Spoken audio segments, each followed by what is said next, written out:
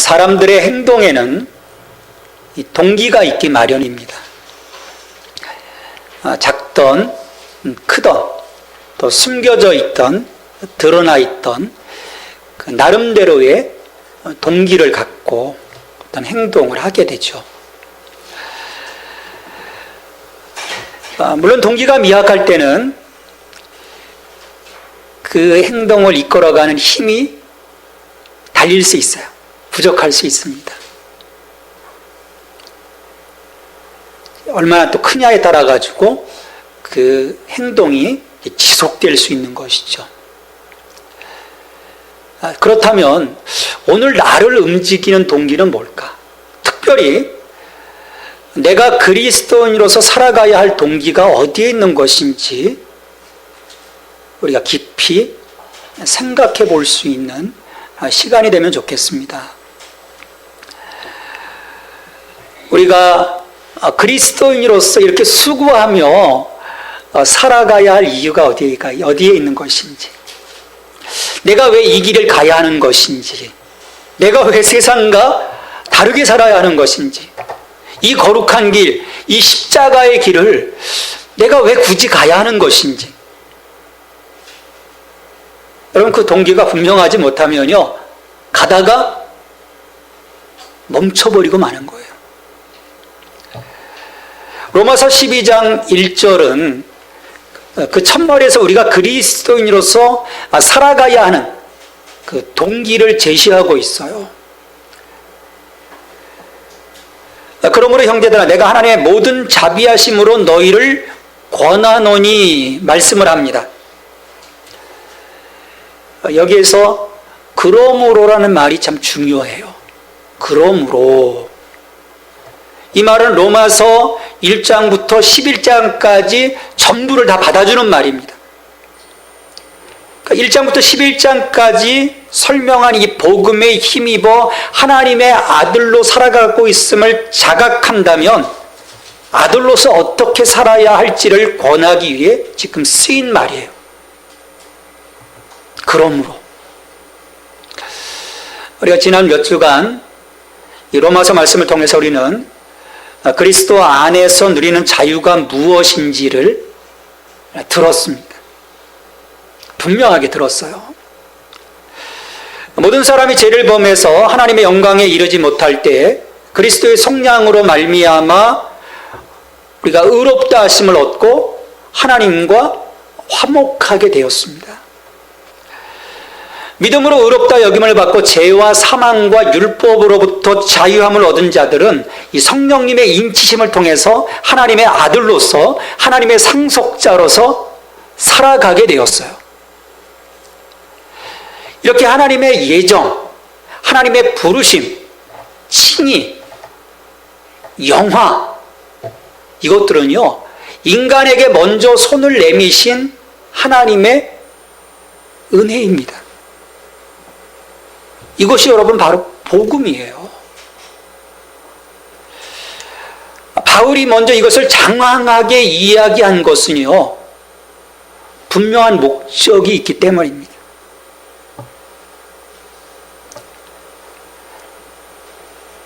그러니까 믿음으로 말미암아 의롭게 된 자로부터 진술해서 거기로부터 그것의 당연한 그 귀결의 결과인 그 삶의 현장에서의 거룩한 실천으로 나아가기 위해서 1장부터 11장까지 장황하게 복음에 대해서 이야기를 하고 있는 거예요. 그러니까 복음이 무엇인지에서 출발해서 일상생활의 제자도로 나아가는 겁니다. 왜냐하면 동기가 분명하지 않으면 내가 왜 그것을 해야 하지라고 하는 분명한 이해가 없으면 그리스도의 제자로서의 그 길로 우리가 결코 들어설 수 없기 때문이에요. 여러분 이 신조에 따라서 우리의 행동의 방향이 달라집니다. 사람들이 잘 갈 수도 있고요. 사람들이 못 갈 수도 있는 거예요. 그래서 우리가 믿고 있는 것이 무엇인지 정확하게 아는 것이 중요합니다. 내가 지금 뭘 믿고 있지? 내가 어떤 신앙 고백을 하고 있지? 여러분, 거기에 따라서요, 우리의 그 삶의 방향, 우리의 행동의 방향, 우리의 사고의 방향이 달라질 수밖에 없는 거예요. 이 사람들이 요즘처럼 이 신천지, 구원파, 하나님의 교회, 큰 믿음의 교회 등 이단에 빠지는 것도요, 이유가 있습니다. 기독교의 이 핵심 교리, 성경을 몰라도 너무 모르기 때문이에요. 모르니까 가서 덥석 무는 겁니다. 오, 그래요? 그냥 물어버리는 거예요. 그래서 바울은 로마서 1장부터 11장까지 이야기한 것들을 토대로 해서 그것이 이해되고 그 복음이 나의 것으로 수용된다면, 그러면 그리스도인으로서 어떻게 구별된 삶을 살아야 할지를 12장부터 이제 말씀하고 있는 거예요. 이런 그 삶으로 하나님 앞에 서라는 것입니다. 그리스도인으로서 살아가야 하는 동기의 또 다른 하나는 하나님의 모든 자비하심으로부터라는 말에서 또 나올 수 있습니다. 이 그리스도인으로서 살아가야 할 충분한 이유는요, 하나님의 은혜에 대한 감사뿐이라는 것입니다. 우리는 헤아릴 수 없는 하나님의 은혜를 잊고 삽니다. 그것을 느끼고 그것을 보기 시작할 때 하나님의 말씀에 순종할 수 있다는 거예요. 아, 내가 정말 감사하구나. 그러니까 감사함으로써의 순종을 지금 이야기하는 것입니다. 여러분, 우리가 하나님이 두려워서 순종하는 것이 아닙니다. 근데 종종 보면 그런 두려움을 갖고 하나님의 말씀 앞에 서는 사람들이 있어요. 심판하신 하나님, 어미하신 하나님, 두려워요. 그래서 성수질 안 하면 뭔가 가다가 넘어질 것 같고 자동차 사고 날 것 같고, 그런 두려움 속에서 자기가 어떤 순종을 해야 된다고 생각하는 것이죠. 여러분, 그러나 그런 두려움으로부터 시작되는 이 순종은 문제가 많습니다. 지속되기가 어려워요. 시간이 흐르면서 순종하려는 동기가 약해질 수밖에 없고요. 뭔가 문제들이 생기고 걸림돌들이 생기다 보면 조금씩 주저앉다가 아예 멈춰버리고 맙니다. 나 몰라요. 하나님 뭐 알아서 하세요. 그냥 뒤집어져 버리는 거예요. 자, 이런 그 하나님께로부터 받은 바 복음의 은혜와 하나님의 자비의 근거 위에 세워진 요구로 바울은 성도들에게 권합니다. 이 권면은 예수 그리스도를 믿음으로 의롭다 여김받은 이 크리스천들에게 요구된 거룩한 삶의 과제예요. 여러분, 영적 과제가 아닙니다. 생활의 과제입니다. 일상에서의 과제예요. 우리가 예수님 믿었다고 해서, 교회에 내가 출석한다고 해서, 성경 몇 줄 읽었다고 해서 거룩함이 자동적으로 이루어진다거나 불가피하게 주어지지 않습니다. 근데 우리가 종종 그렇게 착각을 해요. 내가 뭔가 예배를 좀 드리고 있고, 내가 예수 믿는다고 해서, 또 교회에 매주일 출석한다고 해서 어떤 그 거룩함이 자연스럽게 배워지는 것처럼 착각을 합니다. 여러분, 그렇지 않습니다. 우리가 끊임없이 말씀의 요청을 듣고 그 이유를 알고 내가 누구인지를 통해 지속적으로 나를 자극해야만 하는 것입니다. 그러기에 우리의 귀를 열고 우리의 마음을 열어야 해요. 하나님의 말씀을 향해서 말입니다. 오늘 하나님께서 요청하시는 그리스도인으로서의 삶의 과제는 바로 너의 몸을 거룩한 산제물로 드리라는 것입니다. 너희 몸을 거룩한 산제물로 드리라. 이것을 하나님이 기뻐하신다고 하였어요. 하나님이 이 취미가 좀 고약하신 겁니까? 산제물 받기를 기뻐하신다. 한번 생각해 봐야 돼요. 어떻게 우리 몸을 거룩한 선제물로 우리가 드릴 수 있을까? 레이게 제사처럼 번제로, 화목제로 드리는 건가? 우리 몸을 막 각을 뜨고, 그래서 번제단에서 불태우고, 또 피를 막 제단에 뿌리고, 근데 그러면 이미 우린 죽은 제물인 거예요.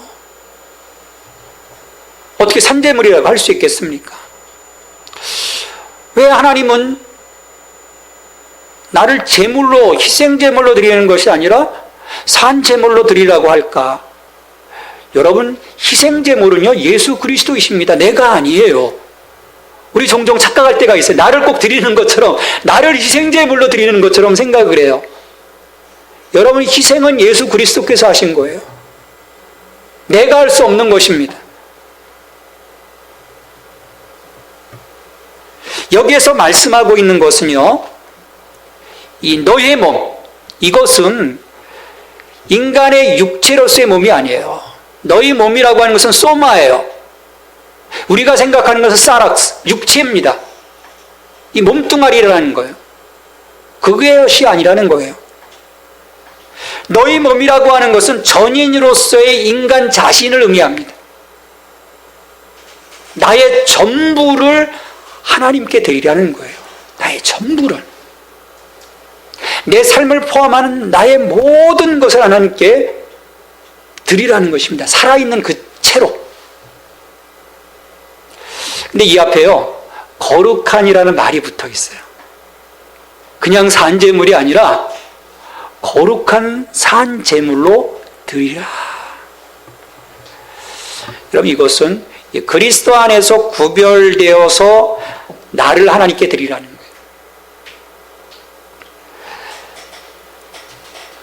자기 마음 내키는 대로 할 것 다 하고, 자기 먹고 싶은 거 다 먹고, 자기 뜻대로 다 살아가는 나가 아니라 정말 흠없는 제물처럼 거룩한 삶으로 살아가고자 하나님의 자녀답게, 하나님의 백성답게, 하나님의 상속자답게 살아가고자 하는 나를 하나님께 드리려는 거예요.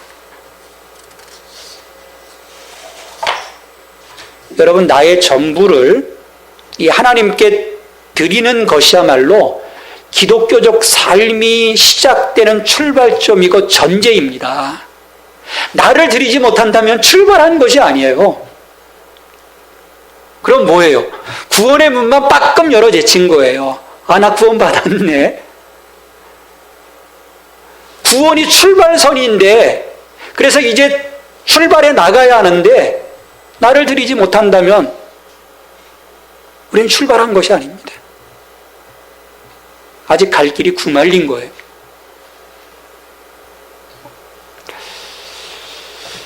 우리는 이 하나님 나라의 비밀을 깨닫지 못하는 것입니다. 내가 죽어야 정말 비로소 내가 사는 것인데 그 비밀을 알지 못하니까 드리지 못하는 거예요. 여전히 내가 주인이고 싶은 거예요. 이것은 하나님과 동행하는 삶이 아닙니다. 진정 하나님께 나를 드리는 삶이라면 그것은 곧 하나님과 동행하는 삶이어야 합니다. 그것도 하나님이 내 삶의 주인으로 모시고 말입니다. 이렇게 기독교적인 삶은요, 자신을 하나님께 드리는 헌신에서 비롯됩니다. 왜 저 사람은 십수년 신앙생활 했다고 하는데 하나님이 안 보여, 저 삶에. 하나님과 동행하지 않는데 어떻게 하나님이 그 사람 속에서 보일 수 있겠어요? 하나님과 동행해야 내가 하나님의 얼굴이 될 수 있는 거죠. 하나님께 자신을 드림으로써 하나님과 동행하는 이 그리스도인의 행위와 삶은 곧 그 자체가 하나님 앞에서 드려지는 예배가 됩니다. 여러분, 그게 예배예요. 사람들이 종종 이 영적 예배를 표방해서 이 윤리적인 삶을 간과하거나 무시하거나 영적인 것만을 막 추구하는 경향들이 있어요. 그 당시 헬라 세계의 사람들이 그러했습니다.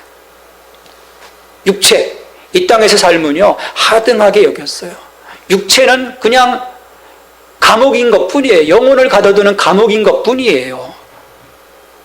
근데 그런 그들에게 너의 몸을 산 제물로 드려라, 이것이 영적 예배니라 선포하고 있는 거예요. 놀라운 것이죠. 그 당시 그 문화 속에서는 놀라운 선포인 것입니다. 사람들이 이 차이를 깨닫지 못하는 거예요. 이 차이를 깨닫지 못하고 잘못된 예배의 방향으로 나아갑니다. 그러니까 자기를 온전히 드림으로써 하나님과 동행하는 삶으로서의 예배가 실종된 것이죠. 근데 그들을 향해서 너를 거룩한 산제물로 드리라는 거예요. 그래서 이 말씀에 이 개역 개적본에 나와 있는 이는 너희가 드릴 영적 예배니라 이렇게 이제 번역이 되고 있는데 이 부분에서 영적이라고 번역된 이 말이 사실은 수정이 되어야 해요. 원본을 보면 헬라어 원본을 보면 이 영적이라는 말이 헬라어로 로기켄이라는 단어가 쓰이고 있습니다. 로기코스라고 하는 단어로부터 파생된 형용사예요. 근데 이 로기코스라고 하는 말은 합당한, 합리적이라는 그런 의미의 단어입니다. 합당하다, 합리적이다.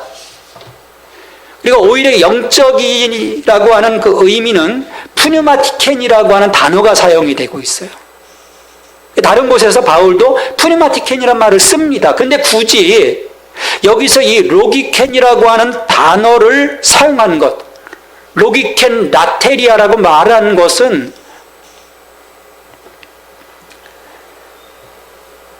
거룩한 산제물로 우리 몸을 하나님께 드리는 것이야말로 우리가 드려야 할 합리적이고 합당한 예배라고 하는 것을 강조하기 위해서 이 로기켄이라는 말을 사용한 것입니다.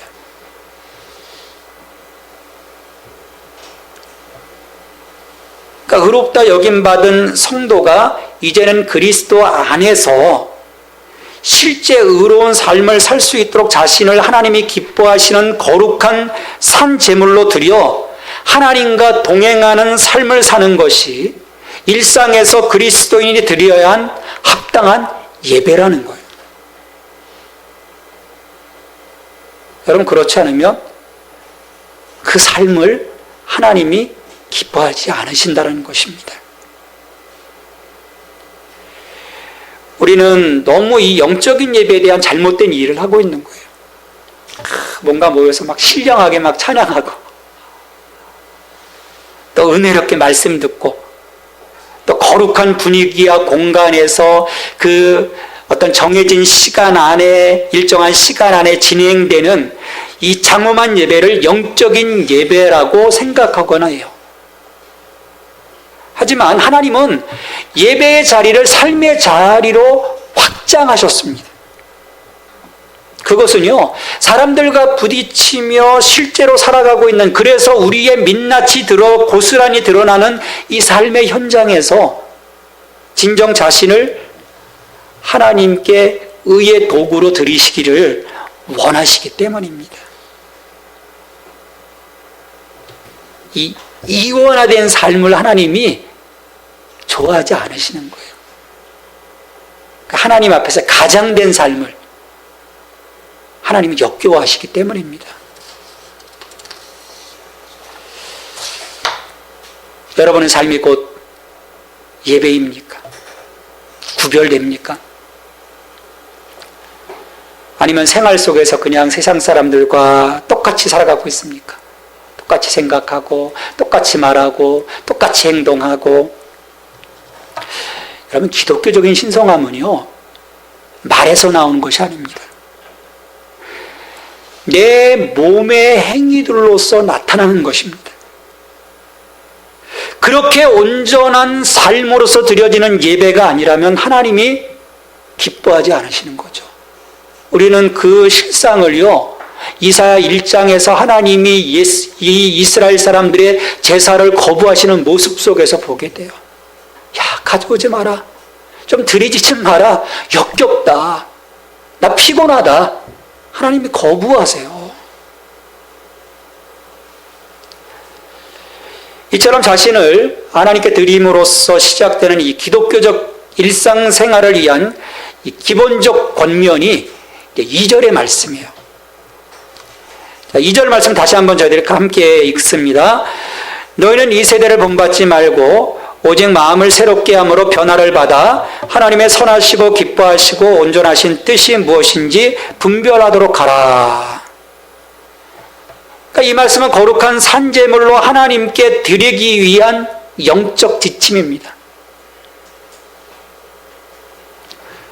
그러니까 동시적으로 이루어지는 것입니다. 나를 거룩한 산제물로 드리고 또 따르게 행동하는 그것이 아니라 이게 같이 통전적으로 이루어지는 것이에요. 자, 거룩한 산제물로 나를 드리기 위한 이 첫 번째 지침은요, 이 세대를 본받지 말라는 것입니다. 사람들은요, 모델 세우기를, 나의 어떤 그 본보기 세우기를 참 좋아해요. 난 저 사람처럼 살 거야. 나의 멘토는 누구야? 그런 어떤 인물들을 설정하게 돼요. 그리고 행동 하나하나, 말씨 하나하나를 따라하게 되죠. 근데 하나님은 우리를 거룩한 산제물로 드리기 위해서 이 세상은 본받지 말라는 거예요. 세 속에 물들지 말라는 것입니다. 여러분, 이 세대가 어떤 세대입니까? 죄의 지배를 받고 있는 세대예요. 죄가 만연해 있습니다. 다 깔끔하게 입고 걸어다녀서 그렇지, 여러분 그 마음 속에, 그 생각 속에, 그 숨겨진 삶의 내면 속에 수많은 죄악들이 우글우글거리고 있어요. 다 착한 척 살아서 그런 것이지. 하나님은 죄의 지배 아래서 우리를 구원해 주셨습니다. 그럼에도 불구하고 여전히 세상에서 벗어나지 못하고 죄의 자리에 있기를 즐거워한다면, 그것을 내가 본받기를 원한다면, 거기에 내가 물들어 있다면 우리가 얻은 은혜는 어찌 되는 것입니까? 싸구려 은혜가 되고 마는 거예요. 나를 위해서 전부를 하나님이 내어주셨는데, 하나님께 자신을 드리기 위해서 우리의 시선과 마음은 세상을 향해 있지 말아야 한다는 것입니다. 여러분, 그렇지 않으면요, 내가 여전히 세상을 본받고 세상을 따라가고 세상에게 내 모든 것을 주다 보면요, 다 빼앗겨 버려요. 다시 하나님이 그 세상에서 나를 건져주셨는데 세상에 기속되고 맙니다. 마귀에게 기속되고 마는 거예요. 여러분, 우리가 어디를 향해야 합니까? 무엇을 바라봐야 합니까? 레위기 말씀에서 하나님과 이스라엘 백성이 언약을 세우는 과정 속에서 너희들이 따라야 할 것, 너희들이 본받아야 할 것에 대해서 분명하게 18장 3절, 4절에서 말씀하고 있어요. 하나님은 이스라엘 백성들로 하여금 가나안 땅에 들어갔을 때 그들이 거주했던, 그리고 그들이 떠났던 그 애굽의 풍속도 따르지 말고 앞으로 들어가게 될 가나안 땅의 풍속과 규례도 따르지 말라라고 말씀을 해요. 그럼 무엇을 따르느냐? 너희는 내 법도를 따르고 내 규례를 지켜 그대로 행하라고 말씀을 합니다. 그들이 떠났던 애굽의 풍속도, 그들이 앞으로 들어가야 될 그 가나안 땅의 풍속도 바라보지 말고 따르지도 말고 너희는 오직 나를 바라보라는 것입니다. 그래야 살 것이라고 하셨어요. 근데 그들이 이 말씀, 이 언약을 어겼습니다. 저 들어간 지 북왕국 이스라엘은 주전 722년에, 남왕국 유다는 586년에 각각 망해서 그 땅에서 내어 쫓기게 돼요. 여러분, 두 가지 방식이 우리 앞에 있습니다. 하나는 세상을 따라가는 거예요. 다른 하나는 하나님의 뜻을 따라가는 것입니다. 그것은 어떤 시스템으로 나의 삶을 움직여가냐 하는 것입니다. 워드 시스템인가 아니면 월드 시스템인가. 여기서 우리는 세상을 특징 짓는 사고와 감정, 행위의 방식들을 거부하고 하나님의 뜻을 따르는 것을 자신의 삶과 모습으로 받아들여야 하는 것입니다.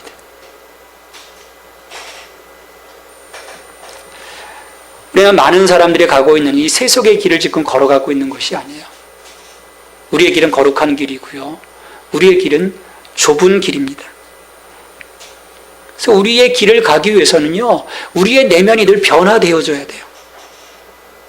매일매일 성령 안에서 새로워져야 합니다. 그래서 나를 산제물로 드리기 위한 두 번째 지침은요, 오직 마음을 새롭게 함으로 변화를 받으라는 거예요. 마음을 새롭게 함으로 변화를 받으라. 이 변화는 겉으로 어떤 것을 본받는 것이 아니라 속사람이 새롭게 되는 것을 의미합니다. 여러분, 입으로 변화하는 것, 입으로 하는 변화는요, 진실되지 못합니다. 지속되지 않습니다. 우리가 입으로 수천 번, 수만 번 사실 변화되었어요. 나 변화됐어. 나 바꿨어. 나 달라질 거야. 근데 달라진 게 뭐가 있습니까? 안 달라집니다. 어떻게 우리의 마음을 새롭게 변화를 받을 수 있을까? 마음을 마음을 긍정적으로 또 마음을 어떤 선하게 바꾸고자 노력하면 될까? 소위 그 마인드 컨트롤이라고 하죠. 많은 사람들이 거기에 막 관심을 가져요. 또 교회 안에도 보면 이런 그 긍정적인 생각, 이것들을 주장하는 그 지도자들 통해서 긍정적으로 선하게 착하게 살자는 생각이 많이 들어와 있습니다. 여러분, 그러다 보면요, 거기는 문제가 있어요. 그러다 보면 어느 순간에 누구에게 마인드 컨트롤 당하는지 아십니까? 사탄에게 마인드 컨트롤 당하는 거예요. 여러분, 그게 문제입니다. 여러분, 내가 나의 마음을 컨트롤한다? 여러분, 불가능한 거예요. 우리의 진정한 변화를 위해서는 이 마인드 컨트롤이 아니라 성령께서 내주하셔서 내적인 변화가 일어나야 합니다. 우리가 단지 긍정적이고 참된 것을 생각하는 것이 아니라 우리의 마음을 지배하는 영향력의 주도권, 영향력의 방향이 바뀌어야 하는 거예요. 그래야 우리의 심령이 새롭게 되어서 하나님을 따라 의와 진리의 거룩함으로 지으심을 받은 새 사람을 입으라고 하는 말씀이 내 삶에서 실행될 수 있습니다. 내 내면의 작은 변화로부터 내 삶의 겉으로 드러나는 변화가 이루어질 수 있게 되는 것입니다.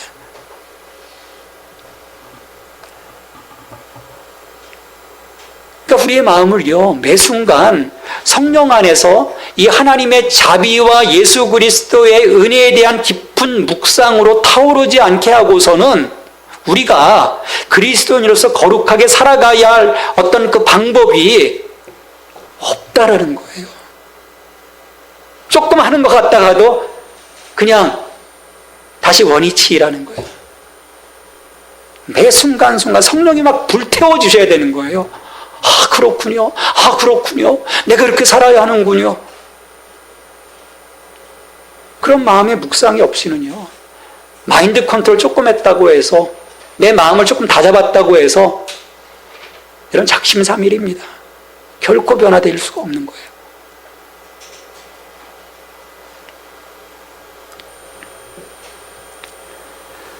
그와 함께 우린 변화 이후에도요, 이 영적 분별이 중요하게 대두될 수밖에 없습니다. 왜냐하면 끊임없이 마귀는 우리를 넘어뜨리고자 하기 때문입니다. 그러니까 하나님께 의의 병기로 드리는 것을 어떻게든 막아내고 자기에게 불의의 병기로 드리도록 애를 쓰고 있는 것이죠. 그래서 세 번째 지침은요, 하나님의 뜻이 무엇인지 분별하도록 하라는 것입니다. 하나님의 뜻이 무엇인지. 아니, 우리가 하나님의 뜻을 분별하지 못하는데 어떻게 말씀 앞에 순종할 수 있겠습니까? 분별하지 못하니까 엉뚱한 짓들을 하는 거예요. 매일매일 우리는 분별할 수 있어야 합니다. 왜냐하면 하나님의 뜻을 분별하는 것이 자신을 하나님께 드려 하나님과 동행하는 삶의 출발점이 되기 때문이에요. 분별이 돼야 되는 것입니다. 근데 영적 분별에는요, 반드시 성령님의 도우심이 필요합니다. 나의 분별은요, 거짓된데 홀릴 수 있기 때문이에요. 그러니까 성령님의 조명을 통해서 하나님의 말씀이 깨달아질 때 우리는 지금 펼쳐지고 있는 것들이 과연 하나님께서 기뻐하시는 일들인지 분별할 수 있게 되는 것입니다. 예수님은 승천하시면서 제자들에게 보혜사 성령의 그 오심을 약속하셨어요. 제자들은 그 약속을 붙잡고 그 마가의 다락방에서 모여서 기도합니다. 그렇게 기도할 때 40여일간 그렇게 기도할 때 오순절에 성령님이 임하셨습니다. 성령님의 임재를 통해서 제자들은 말씀이 기억났고 깨달아졌고, 말씀이 깨달아지니까 속사람이 변화되고 거기에 강력한 어떤 권능을 부여받고 세상 가운데로 나아가 복음을 증거하기 시작을 합니다. 그러니까 죽음조차도 두려워하지 않는 그 내적인 변화가 성령 안에서 이루어진 거예요.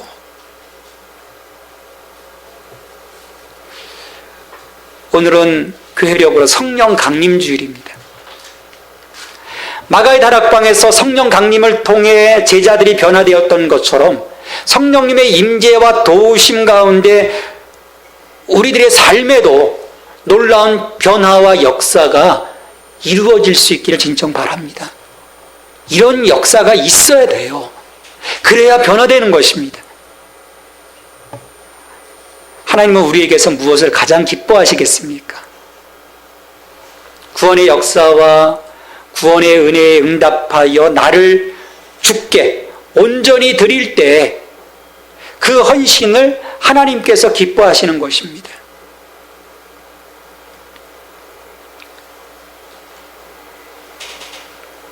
그러니까 우리를 위해서 전부를 내어주신 예수님께 우리가 보일 수 있는 합리적인 그 반응은 우리 자신을 그분께 다 드리는 거예요. 그게 합리적인 합당한 행동이요 응답이라는 것입니다. 무엇보다도요, 우리가 자신을 하나님께 드리는 만큼만 우리를 위해서 자신을 전적으로 내어주신 하나님을 이해할 수 있습니다. 내가요, 요만큼 하나님께 드리면 나도 하나님을 요만큼밖에 모르는 거예요. 내가 드리는 만큼, 내가 다 드리면 다 드리는 만큼 내가 하나님을 알 수 있게 돼요. 느낄 수 있게 되는 거예요. 드리지 않는다면 우리는 하나님을 이해할 수도 없고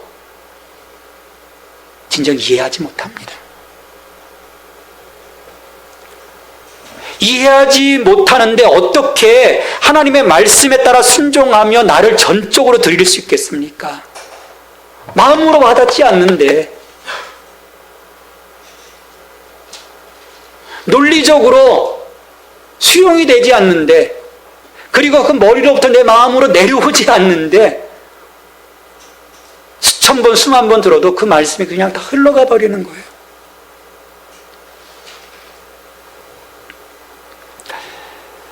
지금 허락하신 상황에서 우리가 어떻게 살기를 원하시는지, 우리가 또 어떻게 변화되기를 원하시는지 성령 안에서 하나님의 뜻을 우리가 깊이 생각하며 살아야 할 이유가 여기에 있습니다. 이를 통해 온전하게 나를 드림으로써 지금 나의 삶이야말로 하나님이 기뻐하시는 거룩한 산제물이어야 하는 것이죠. 이것이 바로 하나님의 자비와 예수 그리스도의 은혜를 입은 이들의 합당한 응답으로서의 예배입니다. 너희 몸을 거룩한 산제물로 드리라. 이것이 너희가 드려야 할 영적 예배니라. 말씀하시는 주님의 음성에 오늘 귀를 기울이시고 순종하는 저와 여러분이 되기를 주님의 이름으로 축원합니다. 하나님, 우리를 자녀 삼아 주시고 그 은혜 가운데 살아가게 하심에 감사를 드립니다. 그 복음 앞에, 그 복음의 은총 앞에 선 우리들의 삶이 이제 어떤 삶을 살아야 할 것입니까? 주님 오늘 말씀하신 것처럼 우리 몸을 하나님께 거룩한 산제물로 드리는, 그래서 내가 받은 은혜와 그 자비하심에 합당하게 응답함으로 나아가는 예배자로서의 삶이 될 수 있도록 주님 저희들의 마음을 회복시켜 주시고 그 마음이 지속될 수 있도록 오늘 성령 안에서 매일매일 살아갈 수 있도록 주님 도와주시옵소서. 오순절 마가의 다락방 그 성령 강림을 통해서 제자들의 삶이 변화되어지고 그 삶을 전폭적으로 하나님께 드릴 수 있었던 것처럼 오늘 이 성령 강림 이 주일에 저희들 또한 성령 충만하여 하나님의 기름 부으심이 넘침으로써 하나님께 정말 하나님 기뻐하시는 거룩한 산제물로서 살아가는 저희들이 될 수 있도록, 그 결단이 우리 안에서 이루어질 수 있도록 우리의 마음을 주장하여 주시옵소서. 이를 통해서 우리의 삶에 능력이 있게 하시고 우리의 삶에 열매가 있게 하시고 나 때문에 내 주변에 있는 다른 사람들이 예수 그리스도 앞으로 나올 수 있게 하시고 구원받게 하시고 또 그들의 삶에서도 나와 같은 놀라운 은혜와 역사가 다시금 재현될 수 있도록 저희들을 사용하여 주시옵소서. 이 모든 간구를 예수님의 이름으로 기도하옵나이다. 아멘.